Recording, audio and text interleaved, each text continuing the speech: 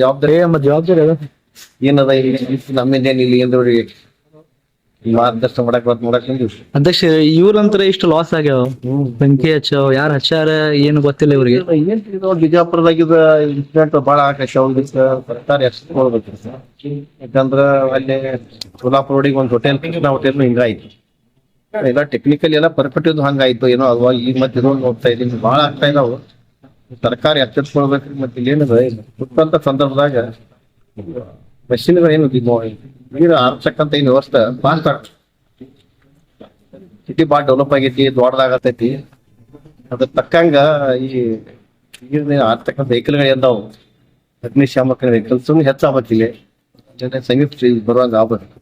ಈಗ ಅಧ್ಯಕ್ಷರ ಅಗ್ನಿಶಾಮಕ ಅಲ್ಲಿ ತಕ್ಕೆಯಿಂದ ಬರ್ಬೇಕು, ಅಲ್ಲಿ ಒಂದ್ ಸಮಸ್ಯೆ ಆಗ್ತಾವ, ಹಳ್ಳಿಯಾಗ ಆಗಿರ್ತಾವ, ಅಲ್ಲಿ ಇಲ್ಲಿ ಬರ್ಬೇಕಾದ್ರೆ ಈ ಸಮಸ್ಯೆ ಆಗಿರ್ತೈತಿ. ಅದಕ್ಕ ಈಗ ನಮ್ಮ ಚರ್ಚೆ ಮಾಡಿದಂಗ ಒಂದ್ 2-3 ಬಿಜಾಪುರದಾಗ ಎಲ್ಲ ನಾಲ್ಕು ಮೂಲಿಗೆ ಒಂದೊಂದ್ ಈಗ ಅದ ವ್ಯವಸ್ಥೆ ಸೆಂಟರ್ದಾಗ ಒಂದಾಗಬೇಕು, ಔಟ್ಸೈಡ್ ಒಂದ್ 2-3 ಪಾಯಿಂಟ್ ಆದ್ರ ಒನ್ ಟೈಮ್ ಇನ್ವೆಸ್ಟ್ಮೆಂಟ್ ದಿನನಿತ್ಯ ದೊಡ್ಡ ಇನ್ವೆಸ್ಟ್ಮೆಂಟ್ ಖರ್ಚು ಇರಂಗಿಲ್ಲ, ಸರ್ಕಾರಕ್ಕೆ ಬರೆಯಲ್ಲ. ಇಂಥ ಸಣ್ಣ ಕೆಲಸನೂ ಕೂಡ ಸರ್ಕಾರ ಬೇಗನೆ ಇದನ್ನ ನಿರ್ಣಯ ತಗೋಬೇಕಂತ ವಿಚಾರ ಮಾಡಕ್ಕೆ ನಾವು ಇದು DC ನೋಡಿ ಭೇಟಿಯಾಗಿ ಇದಕ್ಕೆ ಸಂಬಂಧಪಟ್ಟಂಗೆ ನಮ್ಮ ಕಡೆಗೆ ಭಾರತೀಯ ಜನತಾ ಪಕ್ಷದ ಜಿಲ್ಲಾಧ್ಯಕ್ಷನಾಗಿ ನಾವೇನ್ ಇವ್ರಿಗೆ ಯಾವ ರೀತಿಯಿಂದ ನಾವು ಬೆನ್ನ ಸಪೋರ್ಟ್ ಆಗ್ಬೇಕು, ನಿಲ್ಬೇಕು ಅಂತ ವಿಚಾರನು ಕೂಡ ನಾವು ಬಹಳಷ್ಟು ಕಾರ್ಯಕರ್ತರು ಹಿರಿಯರು ನಮ್ಮ ಮುಖಂಡರು ಚರ್ಚೆ ಮಾಡಿ ನಾನು ನ್ಯಾಯ ಕೊಡ್ಲಿಕ್ಕೆ ನನ್ನ ಕೈಗೆ ಆದಂತ ಪ್ರಯತ್ನ ಮಾಡಕ್ ವಿಚಾರ ಮಾಡಕ್ಕೆ 20-27 ಗಾಡಿಗಳು ಇತ್ತು. ನೋಡಿದಾಗ ಎಲ್ಲ ಹೊಸ ಗಾಡಿ ಇಲ್ಲ, ಹೊಸ ಗಾಡಿ ನಂದಾಗ ಅನಿಸ್ತಾರೆ ಅಷ್ಟು ಅಂತ ಗಾಡಿಗಳು ಕೂಡ ಎಲ್ಲ ಆಗ್ಯಾವ. ಇವ್ರು ಕಸ್ಟಮರ್ಗೆ ಏನ್ ಹೇಳ್ಬೇಕು ಪಾಪ ಅವ್ರಿಗೆ ಗೊಂದಲದಾಗ ಅದಾರ ಅಂತವ್ರಿಗೆ ನಾವು ಇವತ್ತ ಗಂಡಲು ಬಾಗಿ ಅವ್ರಿಗೆ ಮಾನಸಿಕ ಧೈರ್ಯ ತುಂಬೋ ಜೊತೆಗೆ ಅವ್ರ ಎಲ್ಲಾ ಕಷ್ಟದಲ್ಲಿ ನಾವು ಭಾಗಿಯಾಗಕ್ಕೆ ಇಲ್ಲಿ ನಾವು ಬಂದಿದ್ದೀವಿ, ಜಾಗ ಬಂದಿದ್ವಿ. ಈ ಸರ್ಕಾರ ಇದಕ್ಕೆ ಇವ್ರೇನ್ ಪರಿಹಾರ ಕೊಡ್ಬೇಕು, ಬೇಗನೆ ಪರಿಹಾರ ಕೊಂಡು ಬರ್ಬೇಕು. ಯಾಕಂದ್ರ ಈಗ ಸರ್ಕಾರದಲ್ಲಿ 10 ಲಕ್ಷ ಕಡ್ಲೆ ಉದ್ಯೋಗಗಳು ಖಾಲಿ ಅದಾವ, ನಿರುದ್ಯೋಗ ಹೆಚ್ಚಾಗತ್ತೈತಿ.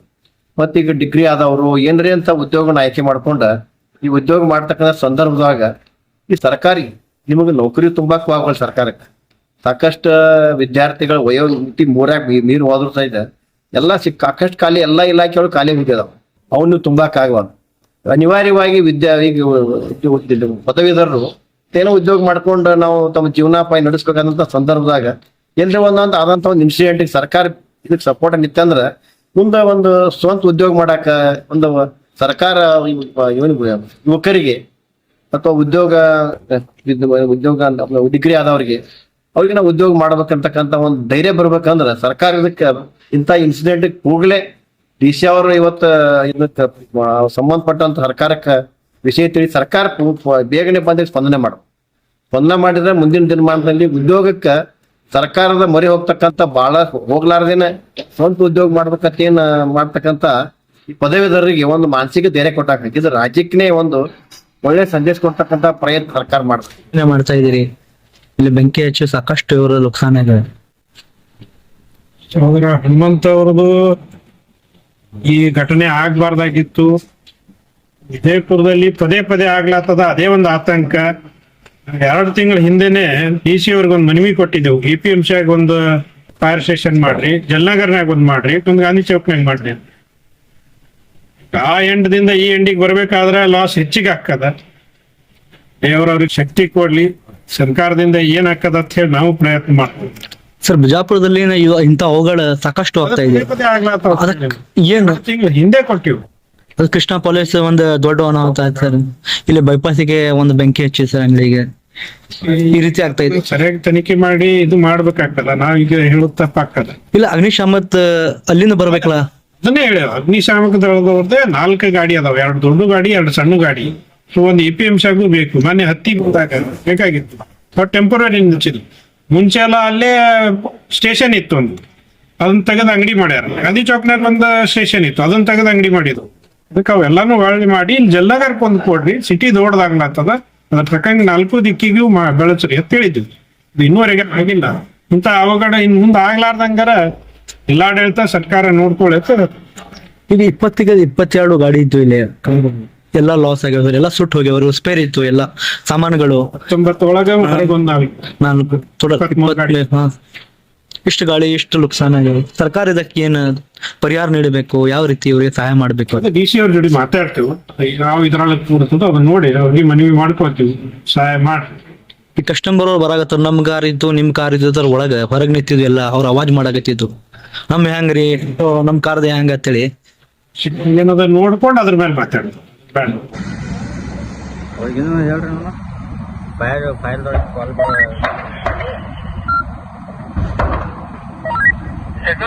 ಈ ದೇಶದ ಅಪೋಸಿಟ್ ರಂಗಪುರ ಕ್ಲಾಸ್ ಅದಲ್ರಿ, ಕಾರ್ಗೆ ಕಾರ್ಗೆ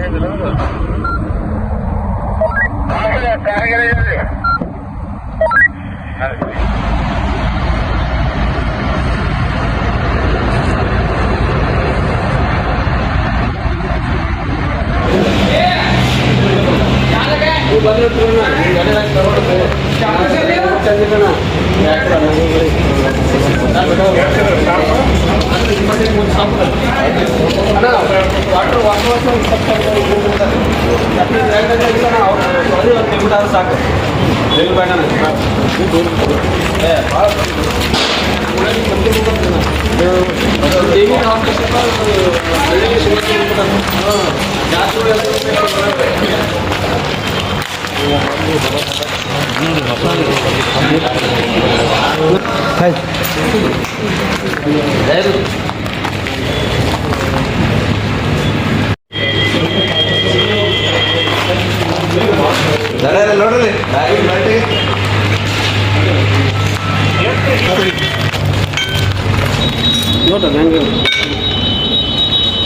ಹಲೋ,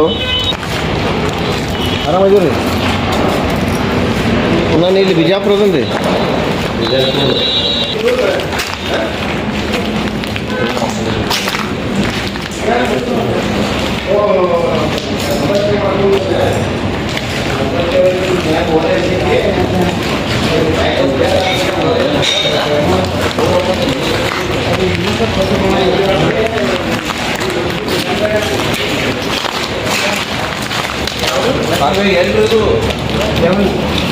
ಕೆಳಗೆ ಕುಂದ್ರ